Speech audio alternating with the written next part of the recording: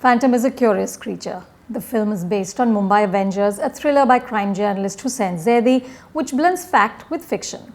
The Avengers in the title are a few brave Indian agents who go after the Pakistani masterminds who planned the horrific siege of Mumbai in November 2008.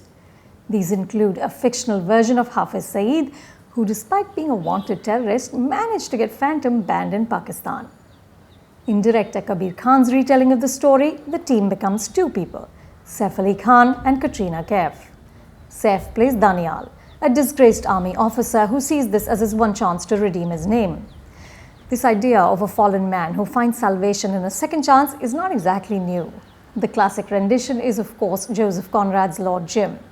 Yash Chopra reworked the idea as Kala Patthar in 1979, but here it seems more like an afterthought with this half-baked backstory. Once Danial accepts the mission impossible, he traipses around countries nailing the baddies. Katrina plays Nawaz Mistry. She works for some sort of American security company which enables her to get in and out of war zones. Her backstory is even more flimsy. Something about having tea and pastries with her father at the Taj Mahal Hotel in Mumbai, so that when the Taj burned, she felt that her childhood memories were reduced to flames. For much of the first half, Phantom feels both confusing and cosmetic. It occupies this no man's land between the more effectively gritty D-Day and the more comic book style Ek Tha Tiger. At its heart, of course, Phantom really wants to be Zero Dark 30. Catherine Bigelow's stunning recreation of the US takedown of Osama bin Laden in Abbottabad. Kabir doesn't even come close. But Phantom becomes far more coherent and gripping in the second half when the action moves to Pakistan. The character actors are well cast and the narrative becomes more nuanced. The climax cuts back and forth, and even though we know how this will go down, Kabir manages to create a real sense of urgency. There are echoes of Argo and even a Titanic reference. By the end, Phantom becomes genuinely moving. Kabir and his co-writer, Parvez Sheikh, press all our patriotic buttons.